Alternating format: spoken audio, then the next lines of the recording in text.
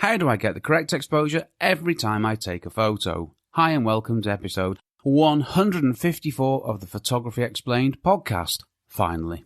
I'm your host Rick, and in each episode I will try to explain one photographic thing to you in plain English in less than 27 minutes-ish without the irrelevant details.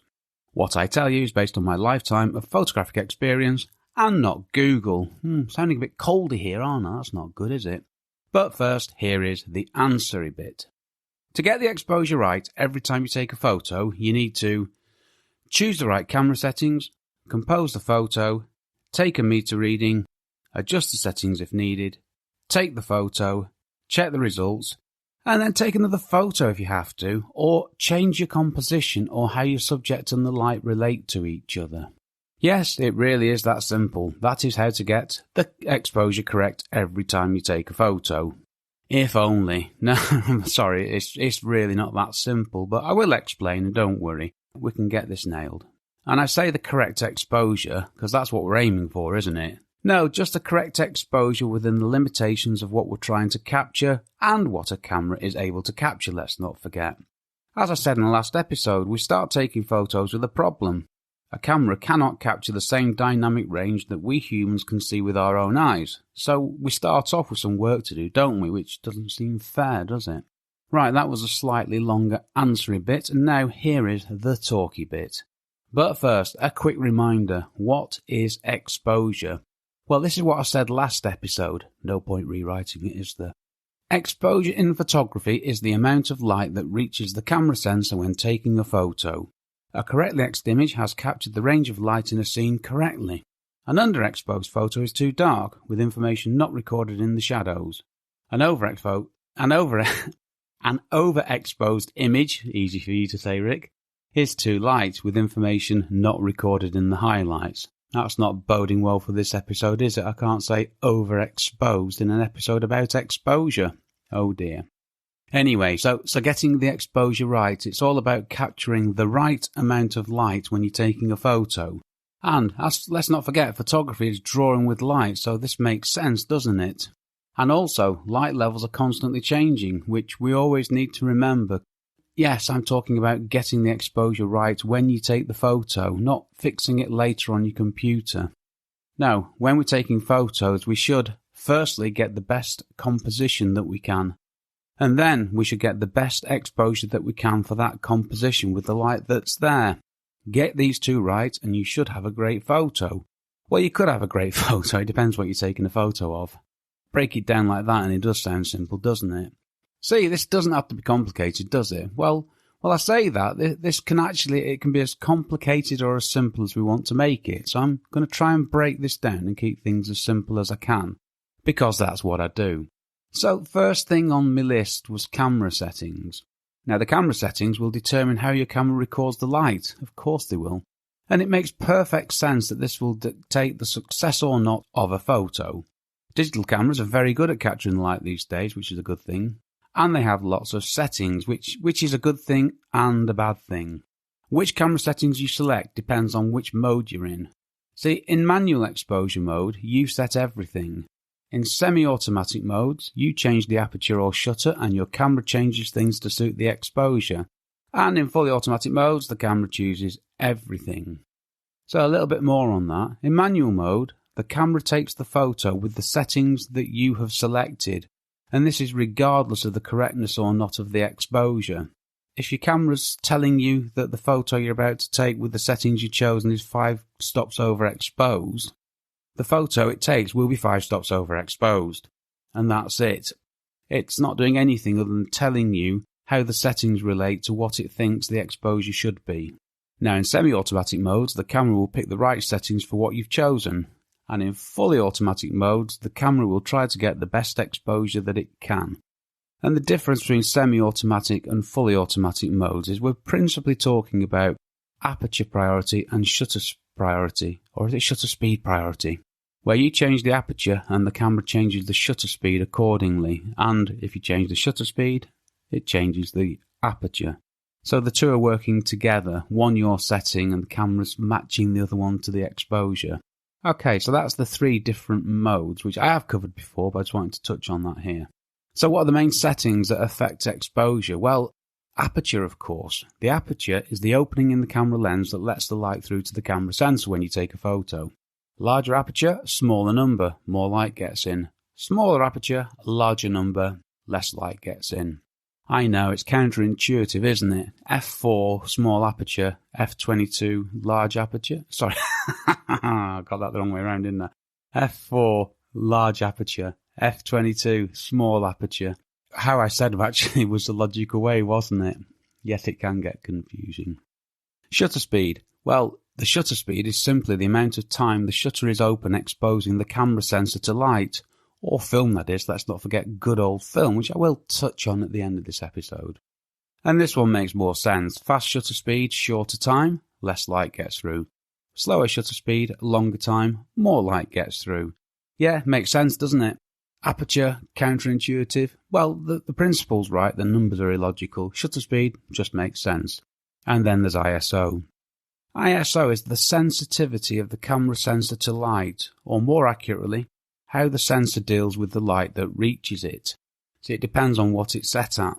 Now, the sensitivity of the sensor does not actually change when you change the ISO, but the brightness of the image does. The relationship of aperture, shutter speed and ISO is called the exposure triangle, and this is another one for another episode. On that point of ISO, I'm going to cover ISO in an episode all of its own. Yeah, I'm sort of regretting saying that now, but I'm sure I'll find some good stuff in there. It's not the most interesting subject, but there is a very important point about the sensitivity of the camera sensor to light and a common perception, but I'll cover that then. I've mentioned it now, just like a bit of a tease, isn't it? Okay, to summarise this bit, we adjust the amount of light that gets through to the camera sensor using the aperture and the shutter. How the camera sensor processes the light depends on the ISO setting. These three exposure settings determine if a photo is correctly exposed or not. I'll say this more than once. Incorrect exposures, they're not acceptable. We need to get a proper exposure every time that we take a photo. Unless you want to overexpose or underexpose deliberately for creative or whatever purposes. In that case, it's fine, but ordinarily, you need to get the best exposure that you can. And like I say, I'm going to cover these different bits, aperture, shutter and ISO, each on their own in future episodes. And here I want to stick with the how bit of getting the exposure correct, starting with the camera metering modes. Metering modes, well, we can use the camera's light meter to evaluate the light in a photo, and cameras have different metering modes. These change how the camera measures the light in a scene, and I'm going to cover these in a future episode as well. I want to stick to the point, just give you the bits that are relevant here. Now, evaluative metering is the default metering mode. Well, it is in the Canon ecosystem anyway, and it's a great place to start, and it's what I use. It's a great all-round metering mode, and is the default mode for a reason. The other modes on my Canon 6D are spot metering, partial metering, and center-weighted average metering. Yeah, I've dabbled with these in the past, but evaluative metering is just fine, so that's what I stick with, and that's what my script says, thankfully. So for now, let's stick with the default metering mode, which will be evaluative mode or similar. And that is the main camera settings relating to exposure. Many of these things you set in camera, leaving the aperture and the shutter speed as the variables when you take a photo. Talking of photos, back to my list which I read out as my answery bit. Compose the photo. Well, important this, and yeah, I know I'm talking about exposure, but this is relevant, isn't it? I want to say that we should all take time to get the best composition that we can, and then get the best exposure for that composition. Now, we might have to change the composition if the light's challenging, but we should start off by trying to get the photo that we want to first. If it doesn't work, we can always go to plan B, and as we've got digital cameras these days, taking another photo doesn't cost us anything other than a bit more time, does it? Next thing, take a meter reading. To take a meter reading for your composition, press the shutter release button gently. They say halfway, but how you can judge what halfway is on a button that you can't really see moving is beyond me. Press it gently, that's good enough for me. And your camera should focus at the same time, and some stuff will appear in your viewfinder. Now I'm saying stuff because it depends on your camera and what mode you've got it in. So flashing stuff, this is what I want to bring you to your attention. Normally, anything that flashes in the viewfinder needs attention, If you press the shutter release button halfway and something's flashing, something normally needs sorting. And it's normally exposure related. It could be a warning that you're using a slow shutter speed, which means you need to be mindful of camera shake. Now, of course, different cameras have different flashing things, and I can't possibly cover all of them, but I can say with confidence that if something's flashing, you probably need to do something. Very important detailed technical principle there. Adjust the settings if needed. Well, if something's flashing, make an adjustment until it stops flashing. That's flashing stuff sorted, and I didn't want to get too technical there. If something's flashing, make an adjustment until it stops flashing. That's genius advice, isn't it? Right, so what's an overexposed photo? If the camera's Sorry, I'm in danger of losing it here. I was doing ever so well on the talking. Well, I thought I was anyway. If the camera is showing that the image will be overexposed, the photo will be too bright. You need to reduce the amount of light getting through to the camera sensor. This can be done by choosing, I have to be careful writing these because I quite often get them the wrong way round, a faster shutter speed, a smaller aperture, or changing to a lower ISO number. So a faster shutter speed, less time, less light. A smaller aperture, less light, and changing to a lower ISO number, you're reducing the brightness of the photo. More on that shortly. Overexposed photo equals too much light. Now, what about an underexposed photo then? Well, if the camera is showing that the image will be underexposed, the photo will be too dark. You need to increase the amount of light getting through to the camera sensor. This can be done by selecting a slower shutter speed, shutter open for more time, exposing the sensor to more light, a larger aperture, bigger opening, more light, or changing to a higher ISO number. And another thing you can do is you can add a flash or other additional lighting. Not something that I talk about often because it's not my strong suit, not something I'm very good at, and not something I like doing. Underexposed equals not enough light. If something flashes telling you there's a risk of camera shake, choose a faster shutter speed. Simple, eh? Next stage, take the photo. Well, this is the good bit, isn't it? Taking the photo. Enjoy this bit. Then next, check the results, and if they're fine, it was a good bit. If it's rubbish, it could have gone better, couldn't it? So have a look at the photo, either on the camera's LCD screen or through the electronic viewfinder, not that I have one on my Canon 6D, or on your phone if you got it connected. Now, obviously, if you're using a phone, just, look at your phone. So, does the image look okay? Is it too bright? Is it too dark? Now, on my Canon 6D, I can set the camera so if the highlights are overexposed, or blown out as we like to call them, the affected area blinks in black. Now, this is a really handy thing, and it gives you a very quick and visual notice that something is wrong. See, it's another flashy thing. Check the histogram. Well, the histogram is I must stop saying well at the beginning of sentences because I've not written that. Let's try that again, Rick. The histogram is a visual representation of the brightness of an image and the distribution of light in the exposure. It is a scale rather strangely from 1 to 255, where 1 is the blackest black and 255 is the whitest white. That's my loose interpretation of it, but it works for me. Now, I did read somewhere recently that it has 256 vertical bars, but that might be an extra one at one end that I hadn't accounted for, but sorry, shut up, Rick, that's not important. What's important is the left-hand end is 100% black and the right-hand end is 100% white. Now, again, I'm going to cover histograms in a separate episode all of their own. Brace yourselves for that one. And this is really hard to describe, but I'm going to give it a go here. For correct exposure, you don't want the column to the left to be above the baseline, nor the column to the right, and I'm talking the edges here. If the histogram is halfway up the vertical scale on the left-hand end, your photo is underexposed, and that's a lot underexposed. And the same applies at the right-hand end, but overexposed. With a darker image, there is more stuff to the left. With a brighter image, there is more stuff to the right. And with a correctly exposed image, or a normal brightness image, the light is more centrally and evenly distributed. What you want is for the graph to start to rise somewhere to the right of the left-hand end and to drop down to the baseline before the right-hand end of the scale. Like I say, not easy to describe. Check out the blog post for the episode where I've added a picture from the Canon 6D manual. Now that's a picture of a dark image, a correctly exposed image, and a light image. It very simply explains it, and you can find this at photographyexplainedpodcast.com. And it's / how do I get the correct exposure every time I take a photo.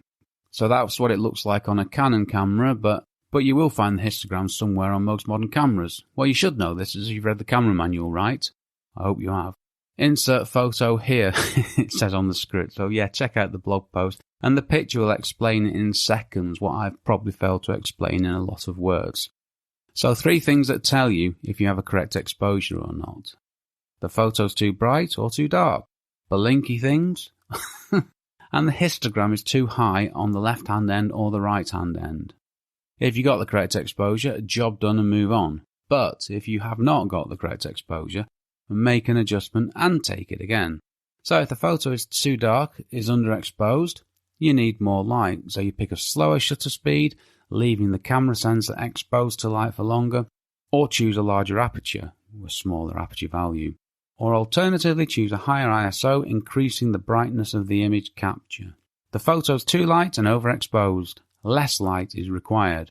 Pick a faster shutter speed, leaving the camera sensor exposed to light for less time, or choose a smaller aperture, larger aperture value.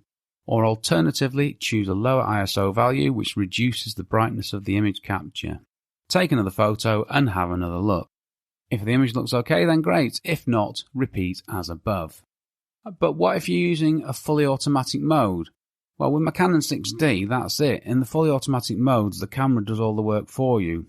Apart from in program mode, that is, where you can use exposure compensation. And this is why, if you're looking to get into photography seriously, you will quickly move away from the fully automatic modes because you don't have this individual control. Now, you might have on other cameras which are more recent and from other brands, but on my Canon 6D, these automatic modes are automatic modes, apart from, like I say, the program mode. I've mentioned exposure compensation. What is it? Well, it's a quick way of increasing or reducing the brightness of a photo. On my Canon 6D, you can use it in P for program, and that's not P for professional, by the way, and also in AV, aperture value, aperture priority, and TV, time value, shutter speed priority. I've written in my script here ad-lib, but I can't remember what it was I was meant to be ad-libbing about. I'll come on to what I do later. So you can change the brightness by turning the wheel on the back of the camera. Well, you can on my Canon 6D anyway. And there will be another full episode on exposure compensation, which that's the one that's causing me quite a lot of concern because I don't think there's enough in exposure compensation for a whole episode. But I'm sure it'll be great when it comes out, and I'm sure I'll find some other stuff to make it work. Another couple of things. AE lock. On my Canon 6D, I can use AE lock to lock the exposure, and then I can move the camera, focus and take a shot with the exposure locked. What this means is that I've got a bit more control using AE lock by I can take an exposure from a different part of the photo and make that the priority in the photo. And this works really well. Again, it's another one that's really hard to describe in words, but check out your camera, see what you've got that's similar. So you can take an exposure in one place and then you turn your camera to look in a different place and you keep the same exposure. Like I say, give it a try. It works really well. Can't remember when I last used it, to be honest with you. Okay, another consideration, RAW or JPEG. Well, what's this got to do with exposure, Rick? I'll tell you here. RAW files are RAW files. There is no processing done to them. JPEG files have processing done to them in camera. Now, I use RAW for all my photos as I want to record the maximum amount of data when I take a photo and make the decisions about the processing myself. JPEG files are already processed and you need to work out which is best for you when it comes to the photos that you take and the success or not of the exposure. I feel that I get more data and more latitude shooting in RAW, which helps me to get the best exposures that I can. Now, some people will disagree with this, and that's fine. That's what I do. I just want to make you aware that there is a consideration there. Shooting in JPEG, processing is done by the camera. And that could be a good thing or a bad thing. It just depends on you. So, there we have it. That is it in a nutshell. Putting everything else to one side and concentrating on the fundamentals. That is how you get the correct exposure. Or is it? Nope. There's one little bit more, and it's not that little. That was just the beginning. That's the technical side. That's the how you get the camera to record the thing you want to record. It's the numbers and the settings. Oh, I've written in my script here because I was ad-libbing then. How your camera captures and records the light. Well done, Rick. But we as photographers have a hand in this as well. Of course we do. You can get better exposures by thinking about the composition, arranging the elements in the composition and using the light effectively to get the right exposure. A little bit of thought can get you from massive problems with exposure to a correctly exposed photo. Now, let me give you a couple of examples, because examples are always good, aren't they? If you're photographing someone on a sunny day and you have the sun right behind your subject, you're probably going to struggle to get the correct exposure. Think about your composition and how your subject and the light relate to each other. Don't try to capture more than your camera is able to capture.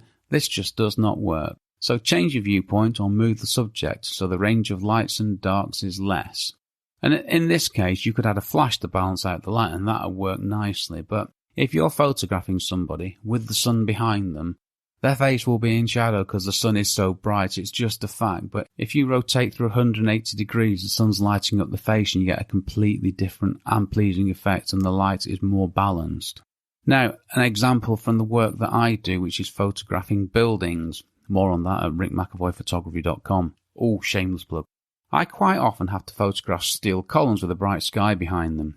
It's quite a thing when a building's being constructed, just the framework. It's a really dramatic thing that only happens during that process of the construction. You never see it again once the building's been enclosed. So it's one of my favourite things to photograph. Now, I know that I can't get a correct exposure in a single image capture as the steel's dark and the sky behind and around is bright. So I have to do something different. Now, I know this because this is what I do all the time, but this is what I do. I use auto bracketing. I take 3 photos, one with the correct exposure, 1 photo 2 stops underexposed, and 1 photo 2 stops overexposed. And I merge these 3 photos together in Lightroom. This is massive for me, and it works pretty much every time. And again, I'm going to do a full episode on this, it's such a fundamental technique that I use when I'm taking photos of buildings. You can use it in landscapes and other things, called auto bracketing, and it's a feature built into my Canon 6D. Okay, a word on practice. Whatever you do, however you take your photos, there is no substitute for practice. And I'm talking here about getting the best exposure that you can in camera every time. This does not happen immediately, and the results will vary with lighting conditions, subject matter, and how all this stuff hangs together. But practice, practice, practice until you know how to get the best exposure you can for every photo in every situation. And if you do that, your photography life will be so much easier and your photos will be so much better and you'll be so grateful you've listened to me. Right, that was the talky bit over. So what if I use a phone and not a camera? I use an iPhone. Using the default camera app, get the composition that you want, touch the screen and AE/AF lock appears on the screen. Move it where you want it to be and take the photo. And you can also from there adjust the brightness by touching the sun icon to the right and sliding up for brighter and down for less bright. Simple, eh? And this can turn a bad photo into a really good and of course well exposed photo. And as for phones other than iPhones, sorry I've got no idea, but I'm sure that you can do the same with them. The principles are exactly the same and I'm sure that every phone has got some kind of feature, whatever it's called, built into it. Okay, so what if I use a film camera? Well, yeah, you have to pretty much get it right first time. There's no checking what you have with film cameras, changing a setting and taking another photo. You might want to take more than one photo with different settings if there is a concern, but you won't know until you get the processed film back if you got it right or not. Now, as horrendous as that sounds, practice and experience help massively to get the right exposure when shooting with film. The thought of that, it's quite bad, isn't it? Not being able to check a photo when you've taken it. That's like going back to the dark ages, isn't it? But not that long ago, that was all we had. Digital hasn't been around for that long. When I was starting out in photography, and for many, many years of me learning and practicing photography, we didn't have digital. All we had was film. I had a roll of film with 24 or 36 exposures, and that was it. And every photo cost me money. We need to remember that when we're taking photos. It's not a case of just taking a load of photos with different settings and choosing the best one when you get back to your computer. It's about applying the principles of taking photos with film and applying those principles to the camera settings and trying to get the exposure right with the first photo. That's what this is about.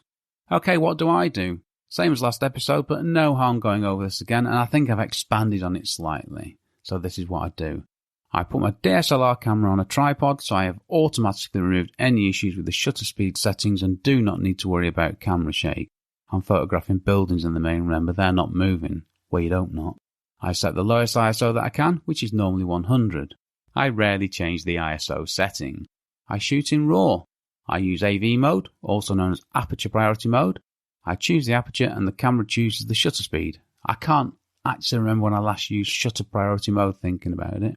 And the aperture setting I use is normally f8, and if it's not f8, it's f16, and that's 95% of my photos.